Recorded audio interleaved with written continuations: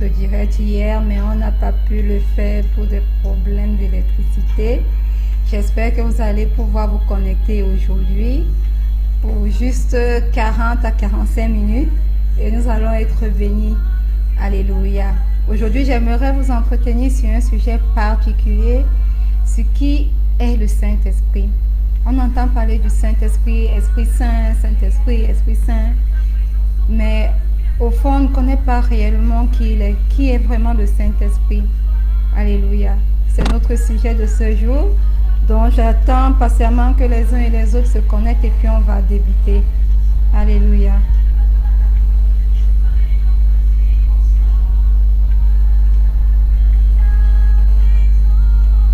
La présence en moi devient réelle, que ton nom en moi devient profond.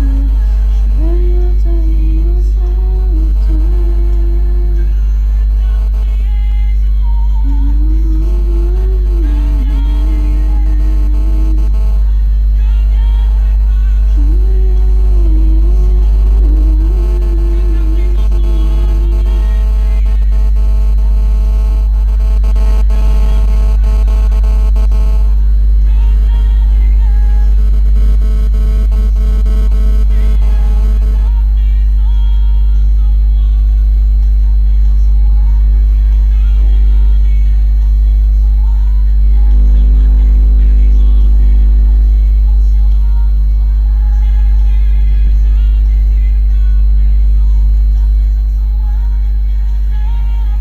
Que ta présence en moi devienne palpable, je veux une autre dimension de toi.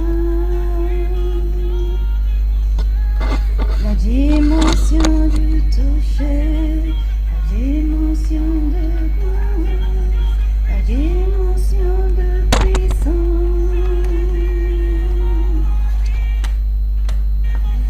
La dimension du toucher, la dimension de grâce. Bonjour Alain.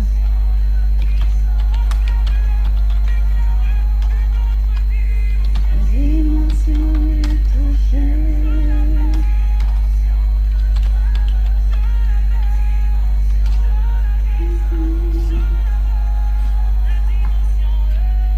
La dimension du toucher, la dimension de grâce, la dimension de puissance, la dimension du toucher, la dimension de puissance. Bonjour Ebangé. Contente de te voir connecté ce matin. Fais-moi savoir si tu préfères le direct de samedi matin ou alors celui de vendredi soir.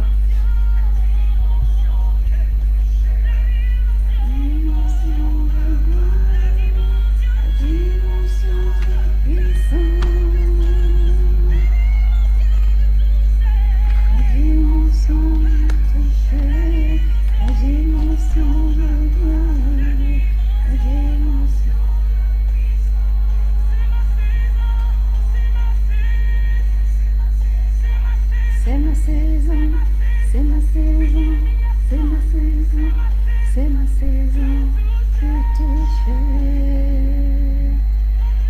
Ok, bien reçu, Évangile. Ou alors le lundi, je suis en train de faire un sondage pour savoir quelle est la journée exacte. Ok, d'accord, vendredi c'est bon pour toi. Alléluia. Dans quelques minutes, nous allons débuter par la prière en espérant que les autres se joindront à nous.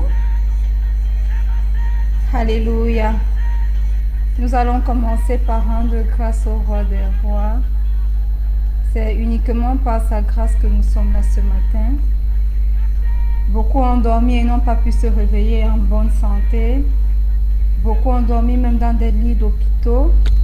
Mais nous avons eu la grâce ce matin d'être debout et de participer à cette rencontre. Alléluia. Ce n'est pas un acquis. Ah non, ce n'est pas un acquis.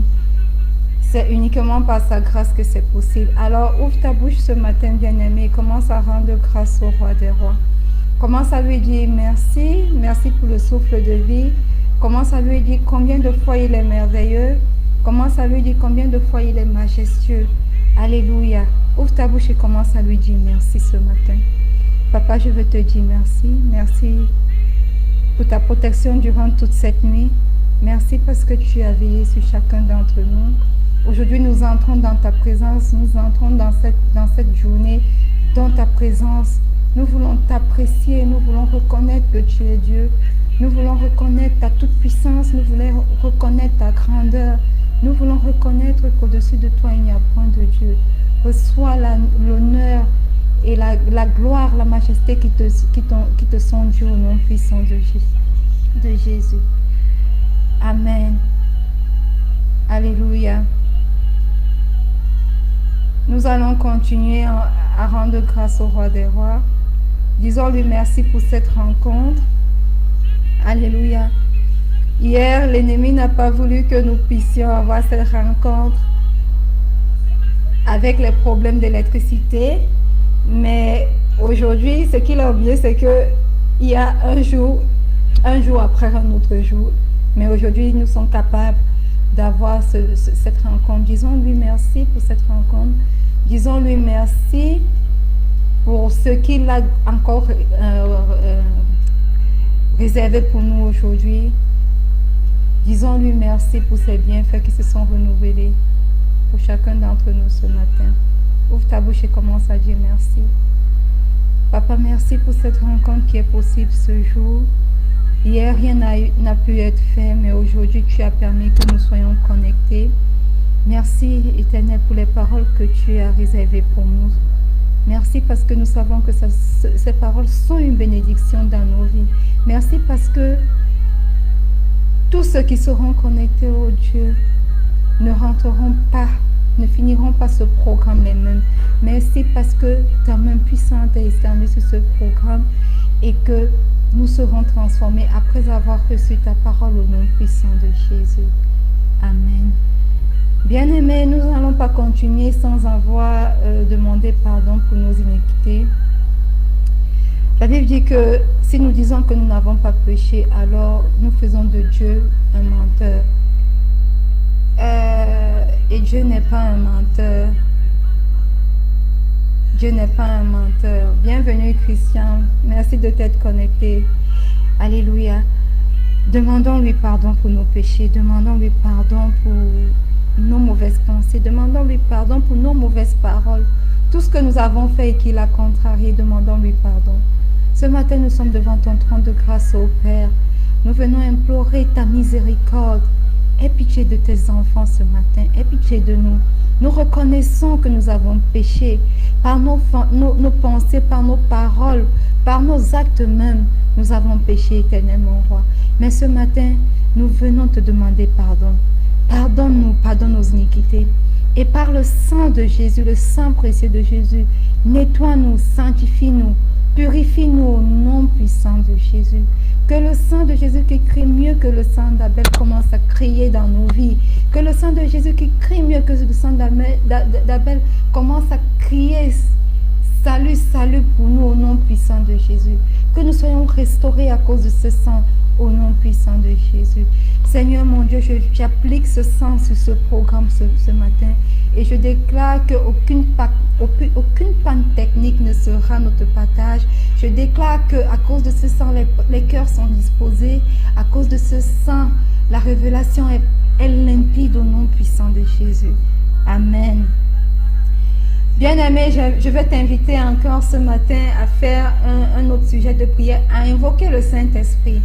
Invoque le Saint-Esprit, demande-lui de venir prendre le total contrôle. Demande-lui de te disposer, de disposer ton cœur. Demande-lui d'ouvrir tes oreilles spirituelles. Demande-lui même d'ouvrir tes yeux spirituels. Lui seul est capable de le faire. Alléluia. Invoque le Saint-Esprit maintenant. Saint-Esprit, nous venons t'invoquer. Nous venons t'invoquer en ce moment. Nous venons t'invoquer en cette rencontre. Toi qui es l'alpha et l'oméga, sois l'alpha et sois l'oméga de cette rencontre au nom puissant de Jésus. Toi-même édifie-nous. Toi-même dispose les cœurs. toi-même ouvre l'entendement spirituel de quelqu'un afin que cette personne puisse recevoir ce que le Père a préparé pour elle ce matin au nom puissant de Jésus. Amen. Alléluia. Amen. Une fois de plus, soyez les bienvenus. Christian, je vois que tu as dit que malgré la distance qui nous sépare, tu penses à moi. Moi aussi, je pense à toi. Merci d'être là. Une fois de plus, bonjour, bonjour, Ebongue, bonjour, Alain, bonjour à tous ceux qui essaient de se connecter et qui ne le sont pas encore. Et aussi, bonjour à tous ceux qui vont se connecter après. Bonjour, Dora. Merci d'être connectée, ma mère. Alors, aujourd'hui, je vais vous entretenir sur un sujet des plus importants pour nous autres chrétiens. Parce que si tu es chrétien et que tu ne connais pas qui est le Saint-Esprit, alors j'aimerais te le dire réellement, tu as un souci dans ta vie chrétienne. Alléluia. On parle du Saint-Esprit, on parle de l'Esprit Saint, en tout cas c'est le Saint-Esprit. Qui est réellement le Saint-Esprit? Amen. Qui est réellement le Saint-Esprit? Et qu'est-ce que le Saint-Esprit fait dans nos vies? Qu'est-ce qu'il nous apporte de nouveau en tant que chrétiens? On connaît Dieu le Père, on connaît Dieu le Fils parce qu'il est venu, il a donné sa vie pour nous.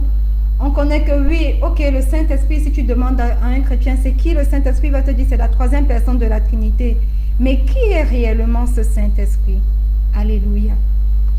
C'est de ça que nous allons parler aujourd'hui, pour les quelques minutes qui nous restent. Alléluia.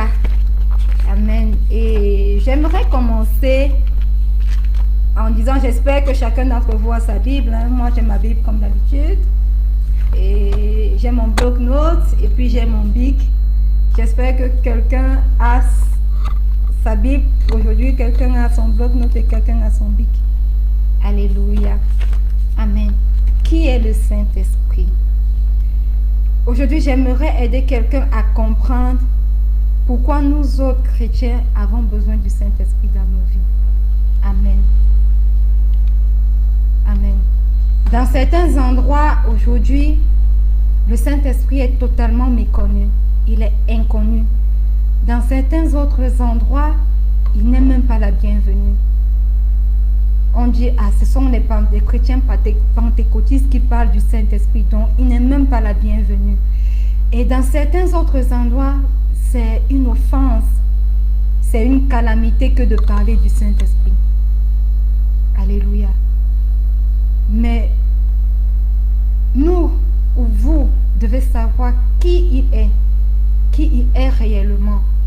Et la réponse la plus simple de prime abord que je peux vous donner, c'est que le Saint-Esprit, c'est Jésus illimité. Je préfère le dire comme ça. Le Saint-Esprit, c'est Jésus illimité. Pourquoi Jésus illimité? Jésus illimité parce que Jésus, quand il est venu sur terre, est venu dans un corps de chair et était limité par la chair. Donc, la réponse que je peux donner de prime abord avant que nous ne parcourions tout ce que j'ai apprêté, tout ce que le Seigneur a apprêté pour nous ce matin, c'est que le Saint-Esprit, c'est Jésus, mais en version illimitée. C'est Dieu sans limite. Amen. Pensez un peu à ceci, parce que quand nous lisons la Bible, nous la lisons, mais nous ne la lisons pas souvent avec compréhension. Alléluia. Lorsque le Seigneur Jésus était sur terre, le monde a vu sa puissance, parce qu'il était capable de guérir des malades, il était capable de redonner la vue aux aveugles, il était capable de redonner l'écoute aux sourds, des muets, il était capable de leur permettre de parler à nouveau. Donc le monde a vu sa puissance. Alléluia. Le monde a été ému même par sa grande sagesse, parce que les docteurs de la loi, les pharisiens lui demandaient, mais d'où lui vient cette chose?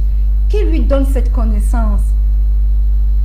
Le monde a entendu son message étonnant, parce que c'était un message qu'il n'avait jamais encore entendu. Alléluia. Mais on va se rendre compte que malgré tous les signes et prodiges, malgré toute la puissance qu'il a étendue, malgré tout le message étonnant, la grande sagesse que le monde même a reconnue, personne n'a réellement pu changer. Personne n'a changé. Voilà pourquoi ils ont été capables de l'amener jusqu'à la croix et le crucifier. Alléluia. Et aucune personne n'a même pu demander à cette période-là que faire pour être réellement sauvé. Même pas les disciples qui étaient avec Jésus. Alléluia. Pourquoi? Pourquoi? Parce que le Saint-Esprit n'était pas encore sur la terre. Amen. Je suis sûre qu'à ce niveau, quelqu'un se demande, c'est quoi ce message? Qu'est-ce que ça signifie tout ça?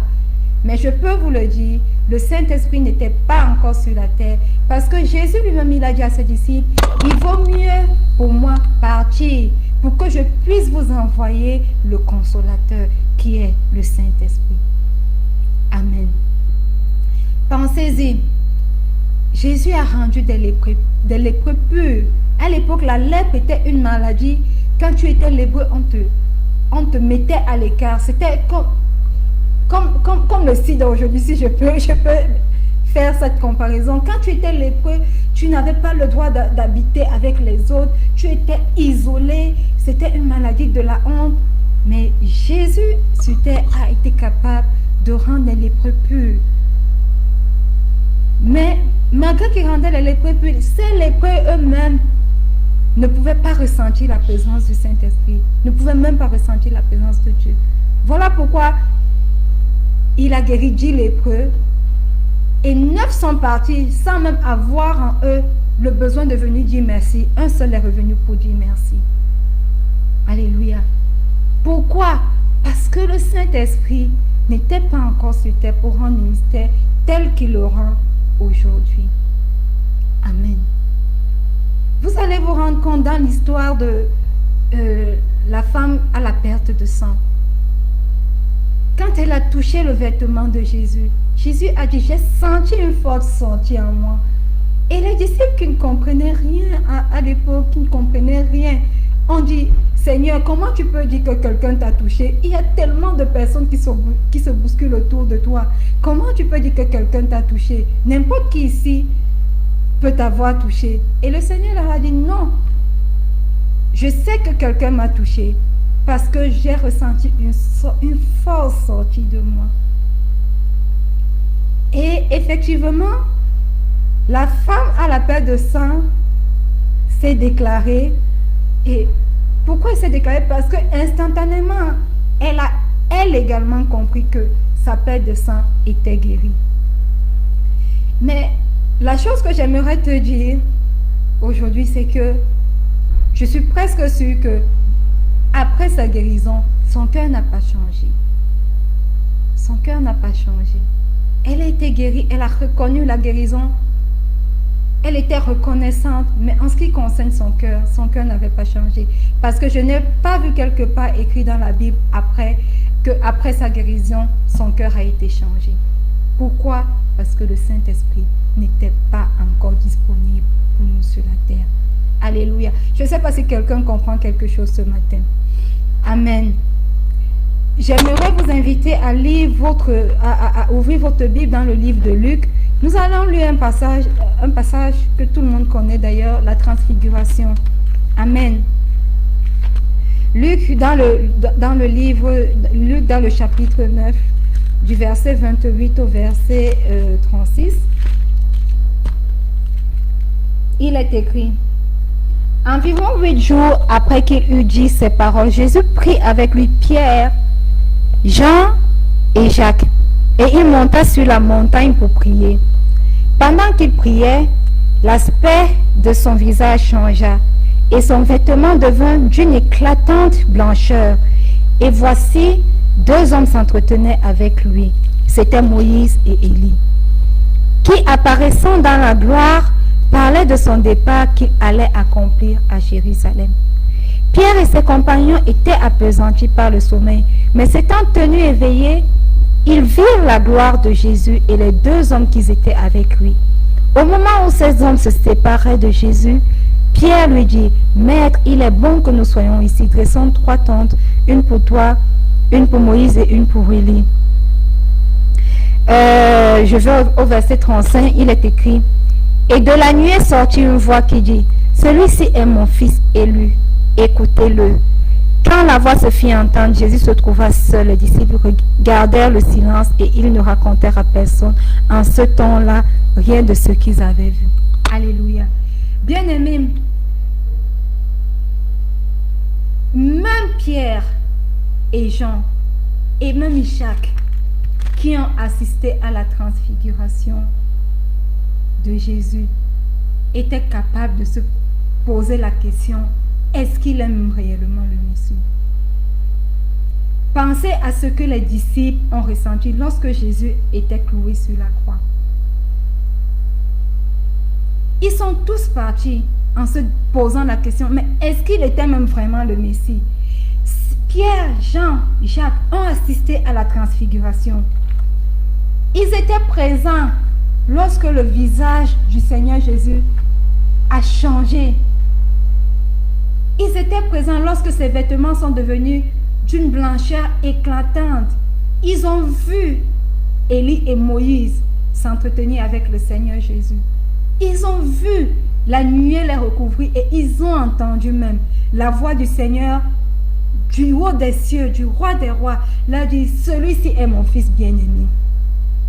Mais jusque-là, la Bible nous dit que quand Jésus allait à la croix, il était seul et que tous ses disciples l'avaient abandonné, inclus Pierre, Jean, Jacques, qui étaient présents pendant la transfiguration et qui ont vécu ce moment.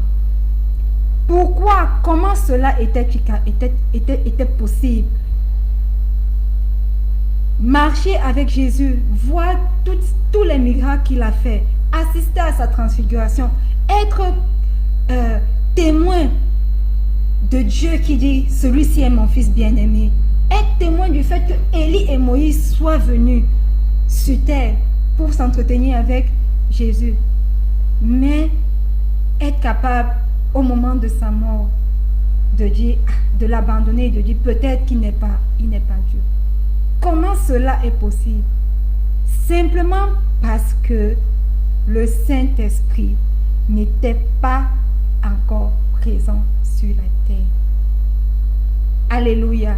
Simplement pour cette raison. Amen. Jésus a été capable de ressusciter les morts.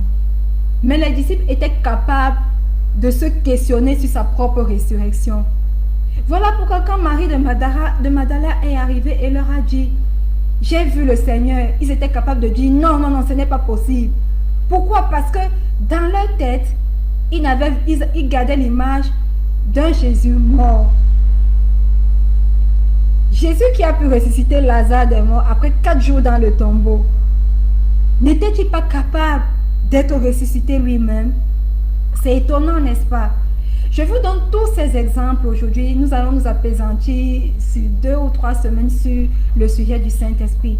Mais je vous donne tous ces exemples pour que vous compreniez qui est réellement le Saint-Esprit et quelle est son action, quel est son impact dans nos vies en tant que chrétiens. On peut marcher avec Dieu tous les jours, comme les disciples l'ont fait chaque jour de leur vie avec Jésus, mais ne pas avoir la révélation de qui est le Saint-Esprit. Amen.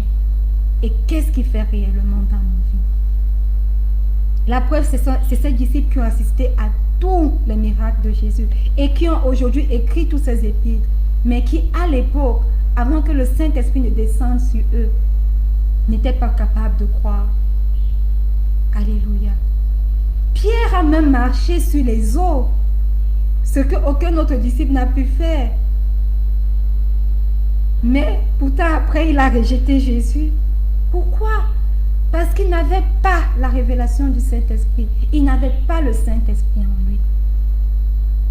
Il était là avec Jésus pendant tous ces miracles. Mais ils l'ont tous abandonné. Pourquoi? Parce qu'ils n'avaient pas le Saint-Esprit. Ils avaient certainement la volonté de croire, puisqu'ils ont tout abandonné pour suivre Jésus. Mais ils n'avaient pas le pouvoir de croire. Ils avaient la volonté de croire, mais ils n'avaient pas le pouvoir de le faire. Je ne sais pas si jusque-là tu comprends ce que je suis en train de vouloir te dire aujourd'hui. Parce que le pouvoir de croire, bien-aimé, nous vient directement par le Saint-Esprit.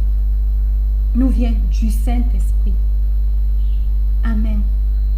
Et comme je le disais, ils l'ont vu ressusciter des morts et se sont questionnés sur sa propre résurrection. Pourquoi? Parce qu'ils n'avaient pas le Saint-Esprit. Alléluia. Jésus leur a rendu ministère. Pourtant, ils se posaient quand même la question de ça, sur ses paroles. Quand Jésus leur disait des choses, ils se demandaient, ah, qu'est-ce qu'il est en train de dire? Pourquoi est-ce qu'il dit ces paroles? Amen. Pourquoi? Parce qu'il n'avait pas le Saint-Esprit. J'espère que tu commences à comprendre combien important est le Saint-Esprit dans ta vie en tant que chrétien. Juste par ces exemples que j'ai donnés. Alléluia. J'espère que, bien-aimé, toi qui es connecté et toi qui vas écouter après, que tu commences à comprendre quelle est l'importance du Saint-Esprit. Le Seigneur Jésus a parlé à ses disciples de la croix. Et il se posait la question de savoir de quoi parle-t-il? Pourquoi parle-t-il même de la croix? Parce qu'il n'avait pas le Saint-Esprit. Le Seigneur leur a dit, je vais détruire ce temple et en 3 jours je vais le reconstruire. C'est seulement bien après, quand le Saint-Esprit est descendu, que les disciples ont compris, ont eu la révélation que, en fait, il parlait de son corps à lui. Il parlait de sa mort et de sa résurrection. Alléluia. Et il y a une belle écriture que j'aimerais vous inviter à lire aujourd'hui. Zacharie, le chapitre 4, le verset 6. Tout le monde connaît cette écriture. Ce n'est pas par ma force, ce n'est pas par la puissance, mais c'est par mon esprit, dit le Seigneur. Alléluia. C'est une très belle écriture pour notre enseignement d'aujourd'hui. Amen. Si tu as ta Bible, ouvre dans le livre de Zacharie. Zacharie, le chapitre 4, le verset 6. Alléluia.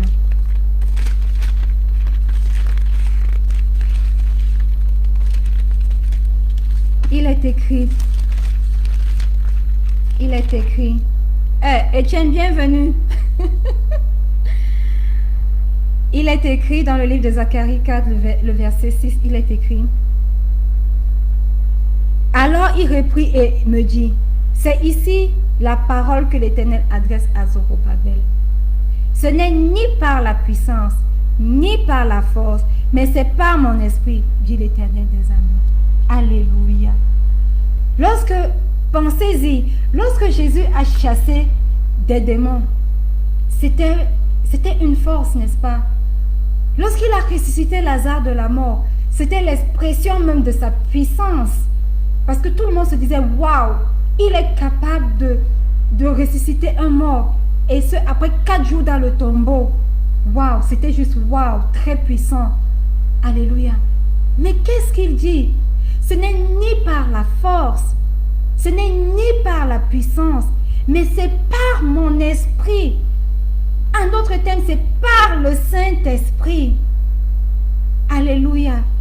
Laisse-moi te dire ce matin, bien-aimé, que sans le Saint-Esprit, il n'y a pas de vie chrétienne.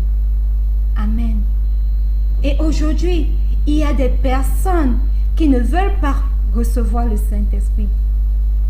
Et laissez-moi vous dire que sans le Saint-Esprit, un chrétien est un chrétien vide. Sans le Saint-Esprit, ta vie est en danger. Voilà pourquoi le Seigneur Jésus a dit, restez, n'allez même pas témoigner. Attendez jusqu'à ce que survienne le Saint-Esprit. Attendez jusqu'à ce que je vous envoie le Saint-Esprit. Alléluia. Amen. J'espère que quelqu'un commence à comprendre combien important est le Saint-Esprit et qui est le Saint-Esprit pour nous autres chrétiens. Amen. C'est le moment pour moi de vous dire que le christianisme n'est pas une religion. Oh non. Le christianisme est une révélation. Et le Saint-Esprit est le grand révélateur. Sans le Saint-Esprit, nous ne pouvons pas avoir de révélation. Sans le Saint-Esprit, nous ne pouvons pas avoir de révélation. Nous pouvons lire en longueur de journée la Bible, mais sans le Saint-Esprit qui va venir nous révéler ce que nous lisons, les mystères de ce que nous lisons, notre lecture sera vaine. Alléluia. Sans le Saint-Esprit, pas de foi. Et Jésus, notre Maître, notre Sauveur, notre Seigneur, nous a donné le plus grand don qu'il ne puisse jamais donner, le Saint-Esprit. Il a dit dans Actes, ouvrons nos Bibles dans le livre de Actes de chapitre 1, le verset 8. C'est un verset aussi que tout le monde connaît, n'est-ce pas? Actes chapitre 1, le verset 8. Il est écrit, mais vous recevrez une puissance, le Saint-Esprit, survenant sur vous, et vous serez mes témoins. Mes témoins à Jérusalem, mes témoins dans toute la Judée, dans la Samarie et jusqu'aux extrémités de la terre. Amen. Un peu pour nous, l'occasion de comprendre que sans le Saint-Esprit, nous ne pouvons même pas être les témoins du Christ. Il a dit, vous recevrez une puissance. Vous recevrez le Saint-Esprit survenant sur vous. Et c'est ce dont les disciples avaient besoin pour avoir la révélation de tout ce que le Maître les enseignait pendant qu'il était encore avec eux sur terre. Amen. Et il leur a donné le Saint-Esprit. Il a soufflé sur eux. Amen. Et à partir du moment où ils ont reçu le Saint-Esprit, ils ont été prêts pour le ministère et leur vie n'a plus jamais été pareille. À partir du moment où ils ont reçu le Saint-Esprit, ils ont commencé à avoir la révélation de tout ce que le Seigneur faisait avec eux. La révélation de tous les enseignements que le Seigneur leur a accordés. Ils ont été capables à partir de ce moment d'aller et d'enseigner le Seigneur, que le Seigneur Jésus de témoigner du salut. À partir du moment où ils ont reçu le Saint-Esprit, ils ont, je vais le dire d'une autre manière, ils sont nés de nouveau parce qu'ils ont reçu une portion du Saint-Esprit. Et aujourd'hui, bien-aimé, quand tu nais de nouveau, tu as une portion du Saint-Esprit automatiquement que tu reçois. Alléluia. Amen. Laissez-moi vous dire quelque chose, bien-aimé. Laissez-moi vous dire quelque chose encore ce matin. Le Saint-Esprit est l'Esprit de Dieu. C'est l'Esprit de Jésus. Et s'il est l'Esprit de Dieu, alors il n'est pas un étranger. Amen. Parce que beaucoup de chrétiens se disent que non, c'est les chrétiens pentecôtistes, les chrétiens réveillés qui traitent du Saint-Esprit. Oh non! Le Saint-Esprit est l'Esprit de Dieu. Et s'il est l'Esprit de Dieu, ça signifie qu'il est Dieu. C'est pour ça que nous parlons de la Trinité. Dieu le Père, Dieu le Fils, Dieu le Saint-Esprit. Et aucun membre de cette Trinité n'est en reste. Oh non. Et laissez-moi vous dire même que Dieu dit dans sa parole que si tu pèches en parlant contre moi, Dieu le Père, cela te sera pardonné. Tu blasphèmes contre le Fils, cela te sera pardonné. Mais si tu blasphèmes contre le Saint-Esprit, cela ne te sera jamais pardonné.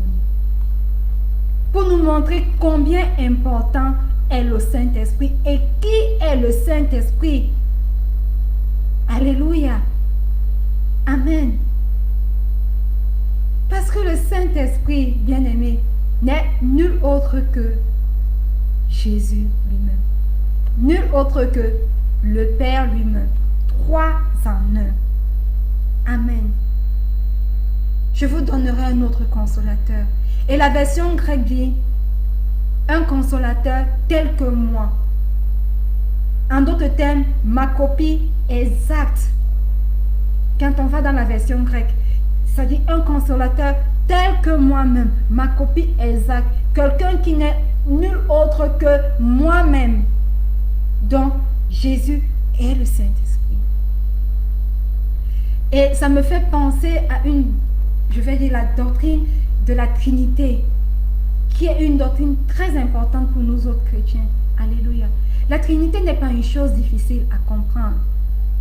Bien-aimé, laisse-moi te dire que moi qui te parle, je suis une Trinité. Toi qui écoutes, tu es une Trinité. Alléluia.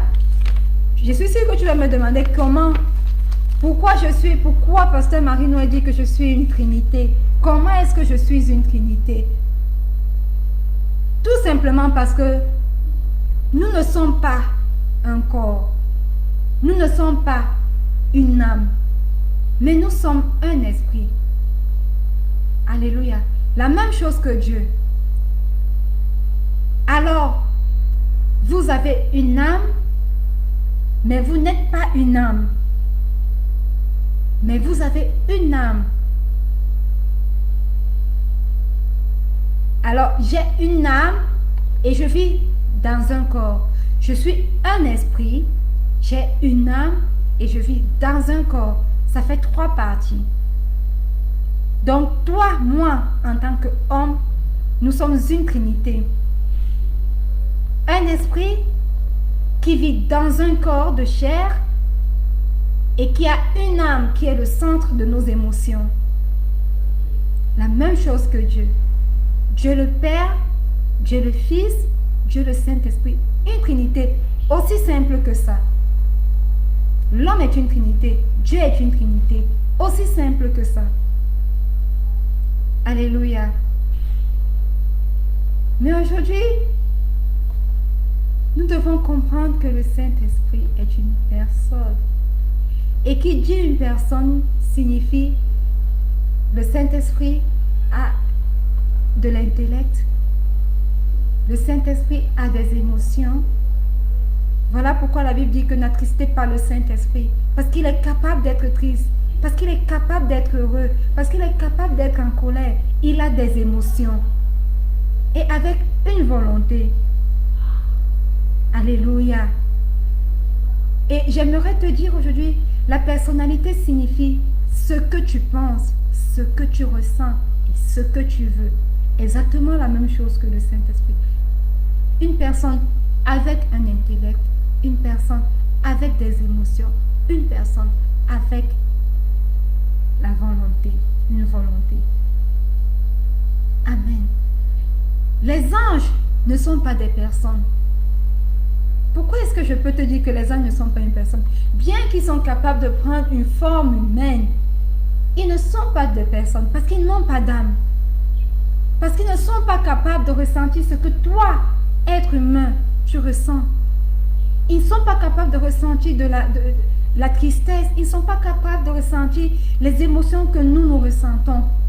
Voilà pourquoi ils sont obligés. Vous vous souvenez d'un des enseignements que j'ai donné ici où je disais, les anges sont obligés de nous observer pour essayer de comprendre.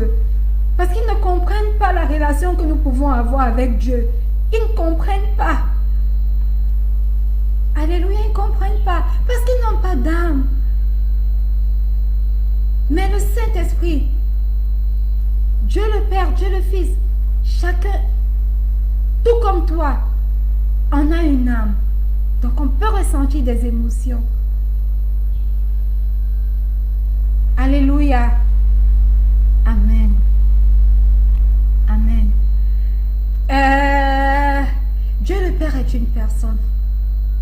Car il a son propre intellect, ses propres émotions, sa propre volonté. Dieu le Père est une personne complète. Dieu le Fils est également une personne qui a un intellect et des émotions. Et il est le seul membre de la Trinité qui est entré dans un corps humain. Car souvenez-vous, la Bible dit qu'il est devenu chair. Il est devenu chair pour nous. Alléluia. Dieu le Fils, Jésus n'a pas pris la forme d'un ange, non. Il a pris la forme de la chair Et c'est ça qui est un autre mystère et un mystère merveilleux pour nous. Alléluia. Amen. Puis nous avons le Saint-Esprit, encore une personne. Amen. Et tout ce que Dieu... J'aimerais vous dire, la Bible dit, la parole est devenue chair. La parole est devenue chair. La parole est devenue chair. Qui est devenu chair? La parole. Et qui est devenu chair? Le Seigneur Jésus. Donc le Seigneur Jésus est devenu, qui est la parole, s'est fait chair. Et tout ce que Dieu est, nous est révélé par cette parole qui est devenue chair. Nous est révélé par le Seigneur Jésus. La révélation complète de ce que Dieu est, c'est ce que signifie la parole qui s'est faite chair. En d'autres termes, c'est Jésus. La parole signifie quoi? La révélation. La révélation. Donc la révélation est devenue homme. Je crois que, j'espère que je ne vous embrouille pas quand je parle de ceci. Amen. Et Jésus est l'image de Dieu, car il est la parole, il est Dieu qui est devenu homme. Bien aimé, si nous ne comprenons pas ça, parce que c'est une clé fondamentale de la chrétienté, alors nous ne comprendrons pas beaucoup d'autres choses. Amen. Donc, si tu veux connaître à quoi ressemble le Père, regarde à Jésus. Si tu veux connaître à quoi ressemble le Saint-Esprit, regarde à Jésus. Parce que Jésus est l'image du Dieu invisible. Jésus est l'image du Père. Jésus est l'image du Saint-Esprit. Et le Saint-Esprit est la puissance de la Trinité. Voilà pourquoi il a dit, vous recevrez une puissance dans Acte 1:8. Vous recevrez une puissance, le Saint-Esprit qui surviendra sur vous. Alléluia. Amen. Bien-aimés, je vais m'arrêter ici pour aujourd'hui. Alléluia. Nous avons déjà écoulé nos 42 minutes. Je vais m'arrêter ici pour aujourd'hui. Et nous allons continuer de ce sujet passionnant la semaine prochaine. Amen. Mais avant de m'arrêter, j'aimerais demander à quelqu'un ici qui ne connaît pas le Seigneur Jésus, ou alors à une personne qui veut recevoir le Saint-Esprit aujourd'hui. Je veux lui demander de répéter cette prière après moi. Si tu es là, tu ne connais pas le Seigneur Jésus, tu ne connais pas le Saint-Esprit, tu ne connais même pas Dieu le Père, tu ne les as pas reçus dans ta vie, et aujourd'hui, tu veux dire, je veux recevoir ce Seigneur Jésus, je veux recevoir le Saint-Esprit, je veux recevoir la révélation dans ma vie. Je t'invite simplement à répéter cette prière après moi. Dis, Seigneur Jésus, je viens à toi tel que je suis. Je reconnais que je suis un pécheur. Pardonne-moi. Je reconnais que ton sang a coulé sur la croix de Golgotha pour moi. Satan, écoute et écoute-moi bien. Je ne t'appartiens plus à partir de maintenant. J'appartiens à Jésus. Seigneur Jésus, écris mon nom dans le livre de vie. Amen. Bien-aimé, si tu as fait cette prière, j'aimerais simplement te dire que tu es né de nouveau et que tu as reçu le Saint-Esprit déjà dans ta vie. Alléluia. Amen. Et j'aimerais t'inviter à te connecter encore la semaine prochaine afin que nous puissions continuer à connaître qui est réellement le Saint-Esprit et pourquoi il est autant important pour nous en tant que chrétiens. Pourquoi est-ce que le Seigneur Jésus a dit qu'il vaut mieux que moi, qui me suis fait chair, je rentre pour que je puisse t'envoyer le Saint-Esprit parce que tu as besoin de ce Saint-Esprit. Alléluia. Amen. Et bien aimé, si tu es là ce matin, excusez-moi, j'aimerais prier pour toi. Tu es chrétien depuis longtemps. Tu n'as pas eu la révélation du Saint-Esprit. Tu ne sais pas qui est réellement le Saint-Esprit. Tu ne connais pas son impact dans ta vie. Tu ne connais même pas le rôle qu'il joue dans ta vie. J'aimerais t'inviter. J'aimerais prier pour toi. Seigneur, je te rends grâce. Aujourd'hui, tu as permis que nous parlons du Saint-Esprit. Père, je prie afin que toute oreille qui a écouté ce message aujourd'hui et que toute oreille éternelle, mon roi, qui écoutera ce message, puisse comprendre, puisse avoir la révélation éternelle, mon roi, de qui est réellement le Saint-Esprit au nom puissant de Jésus. Que nous puissions reconnaître que sans le Saint-Esprit, rien n'est possible pour nous. Que nous puissions reconnaître qu'en tant que chrétiens, nous avons besoin du Saint-Esprit. Seigneur, que chaque oreille qui a écouté aujourd'hui puisse recevoir une autre portion de ton esprit ce matin au nom puissant de Jésus. Et que nos vies chrétiennes commencent à changer au nom puissant de Jésus. Que nos vies chrétiennes ne soient plus jamais les mêmes au nom puissant de Jésus. Qu'à l'image des apôtres qui, quand ils ont reçu le Saint-Esprit, la puissance qui est descendue sur eux, que nous puissions être capables, aujourd'hui que nous recevons la révélation de qui est le Saint-Esprit, de commencer à rendre témoignage, de commencer à rendre ministère comme jamais nous ne l'avions fait au nom puissant de Jésus. Saint-Esprit, viens demeurer en nous. Prends le total contrôle de nos corps, prends le total contrôle de nos âmes, prends le total contrôle de nos esprits et montre-nous le chemin. Transforme-nous progressivement à l'image du Christ. Transforme nos vies à l'image de Christ. Transforme nos langages, nos façons de parler, nos façons de penser, nos actes à ce que le Christ lui-même a fait au nom puissant de Jésus. Je prie pour quelqu'un qui est ici aujourd'hui afin qu'il puisse recevoir son miracle, qu'il puisse recevoir la puissance qui survient sur lui et que les choses ne soient plus jamais les mêmes pour lui au nom puissant de Jésus. Amen. Alléluia.